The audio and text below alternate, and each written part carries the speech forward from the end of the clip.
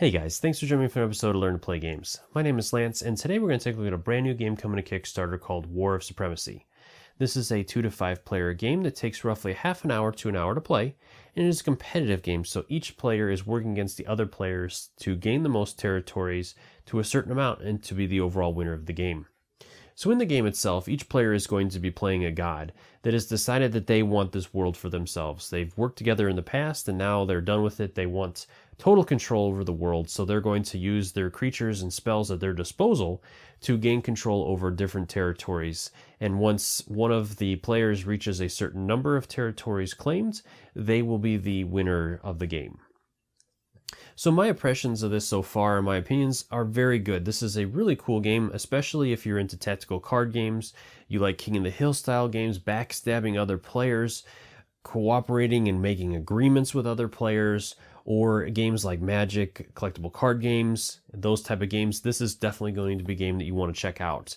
As at the beginning of each game, you're going to choose which factions you're going to include in the game, and then from there you can even tailor it more by going into each of those factions, choosing which cards you want to have in there, which mercenary cards you want to have in there. So there's a lot of customization to this so that you can kind of tailor the game how you want it to be played. And there's a lot of different rule variants to this as well, which is really cool, that will allow you to play different styles or play different ways or have different victory conditions and all kinds of different things. So there's a lot of replayability within that, and there's a lot of strategy to this game as well, as you're really trying to decide when the best time is to lay down your big powerful creatures. Do you put all of them down, or do you want to save some of them in reserve for later turns?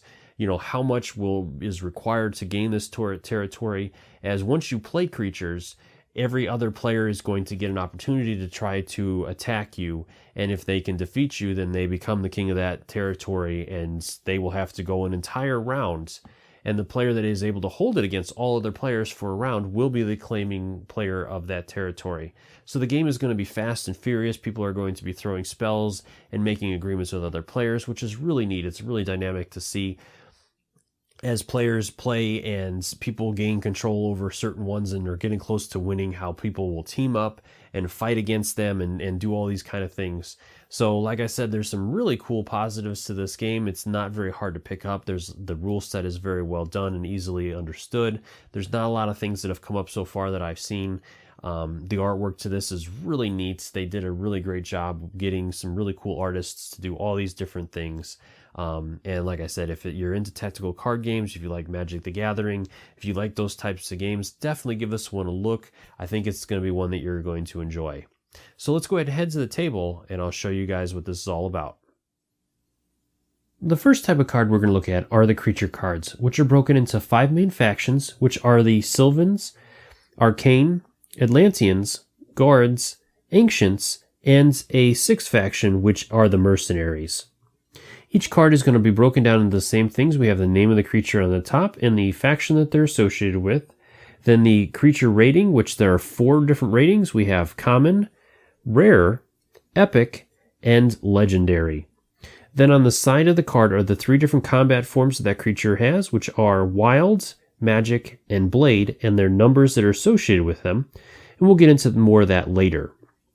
Then we have the type of creature that it is. So we have like war machines, beasts, infantry, cavalry, and a number of other ones that are included in the game. And then some of the creatures will also have special abilities that are listed at the bottom of the card. And finally, the type of card it is, which these are creature cards we're looking at. The next type of card we're going to look at are the spell cards, which again will be broken into the 5 main factions as well as the mercenary faction. Each of these cards is going to have the spell and the name of the spell on the top of the card, as well as the faction that it's associated with, and then when it can be played, which some of them can be played on creatures, some can be played on your turn, and some can only be played when conditions are met. Each of the spells is going to outline the effects of that particular spell, and then of course at the bottom of the card is the card itself, which is a spell card. Then we have the combat form cards, which each time a territory is claimed, a new combat form card will be revealed, as well as there are a lot of different spell cards which will change a combat form either to a specific one or to a new random one. There are 3 main combat forms, as we already covered, which are Wild, Magic, and Blade. And then there's also the combo combat forms, which each creature that is involved in combat, whether attacking or defending, will use the highest form among those that are showing for their card. And we'll cover this more during combat. The final set of cards we're going to look at are territory cards, which are what the players are fighting over, and once claimed will count as victory points for the players that have them. Each card is going to have the name of the card on the top, as well as the faction that it's associated with, and then as long as that territory is in play, what different conditions are on that territory or benefits or whatnot that territory will affect the other players. Setup is very easy. The first thing you're going to do is choose 4 out of the 5 factions you would like to use in the game and gather up the cards for the creatures, spells, and territories from those 4 factions. And then you're also going to include any amount of mercenary cards for the creatures and spells you want as well. From there, then you're going to shuffle up each individual deck and then place them out. So the first one we have are the territory cards. Then we have the creature cards. The battle form cards. For this game, I've set it up as the basic scenario, so we're only going to include the single battle form cards. And then finally, the spell cards. From there, then, each player is going to receive 5 creature cards, so we'll deal it out. We'll play a 3-player game, and each player will also receive 3 spell cards. From here, then, we can flip over the first territory card and the first battle form card. At this point, we're ready to start the game. We'll have each player roll a single dice to determine which player is going to go first, but I'm just going to have our player over here be the first player. If a player is still in control of a territory at the start of their turn, then they will use their turn to take that territory as a victory point. Once claimed, that player will pick up 2 cards from either deck. Otherwise, there are 6 stages of a player's turn. Before we get into that, the one other thing you want to check as well is that each territory has its own special effect, and some effects will affect players at the start of the turn. So this particular one says that at the start of each player's turn, if that player has less than 5 cards in their hands, they may pick up cards from the deck until they have 5 cards in their hands. As all of our players have 8 cards right now, we don't have to worry about this. Then we're ready to head into the player's turn. So the first thing is, if the player has any cards that are out that have start of turn effects, we're going to go ahead and resolve those now. Then we're going to head into combat. So our player is going to play cards from his hand, creature cards or spell cards that are going to affect that combat. All right, so our player's going to play 3 creatures, and there are 2 different conditions that are 2 different ways you can play creatures. The first one is that you can play creatures all from the same faction. Or you can play creatures all of the same creature type. So if we were going by creature type, we could play these 2 as they're both beasts. But since we're going with faction, we can play all 3 creatures. From there, then, the players can take turn or go through and play any spell cards that they want to. So after all the players have resolved any spells that they would like to play, then the next step is to resolve any creature effects that come into play. So let's go ahead and work our way down. So the first one says that he gains +1 in all 3 stats for every card that is picked up from the deck while in combat. So right now we haven't picked up any cards yet. So the next one will only be triggered for when this creature is on defense. And finally, when this one says pick up 1 card from the deck and place it in your hands for each opponent with 7 or more cards in hand. So both of our opponents have more than 7 or more cards, so we'll get to draw 2 cards. So we're going to take 1 from each deck, and we will add +1 tokens for those 2 cards as that creature's effects will come into play now. Then we go into combat resolution, which we will compare each creature's wild score for the attacker and the defender. Right now we don't have an attacker, so our defending player is going to win the combat, which means that his creatures will stay next to the territory in defense now. And if he can defeat both opponents, or if both opponents pass or whatever, and it makes it back to him and he still is in control of the territory, he will get to claim that territory. The 5th step is for us to trigger any end of turn abilities, which right now we don't have any end of turn abilities. So the final thing is to draw 2 cards from either deck that we choose, or 1 from each. Now, we can have a maximum of 10 cards in hand, so if we get to that point, we'll have to discard down. So he's going to go ahead and take 1 again from each. And that might put him over. Let's see, 1, 2, 3, 4, 5, 6, 7, 8, 9. We're okay still. So at that point, then it's going to pass to the next player's turn. So our player over here is going to take a look at his hand, see what he's got, and choose some cards to play. So our player over here is going to go ahead and play 2 cards. Again, he's playing 2 cards from the same faction, so that is allowed. And then he is going to go ahead and play a spell, which will change the combat form to magic, which is going to help him out quite a bit and hurt our other player. So our other player is going to see if he's got anything to counter him, which he does not. So he is going to ask our other player if he could help out, and the other player says no. So the combat form will be changed to magic.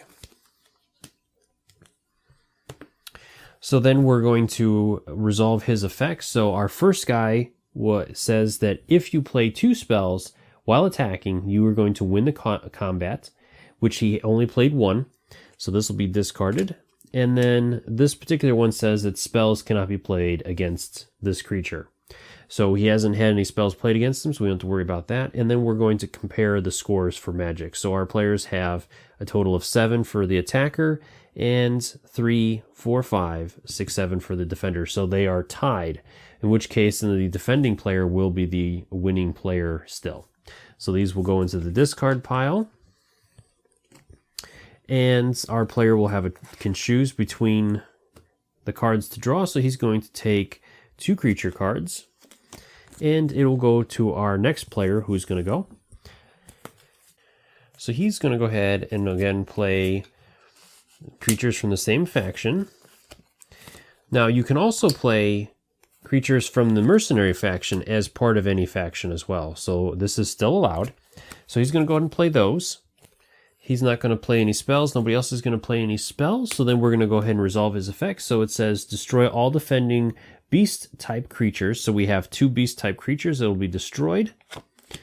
And with our sacrificial ram here, he is going to have an effect that says if defeated in defense. So this is an effect, so it will not trigger that. So this will be discarded. Then the next guy says that he picks up a spell card from the deck and he places it in his hand. So we'll add a spell card to this player's hands. And then finally, we're going to roll a d6. And if we happen to roll a 6, then we automatically win the combat.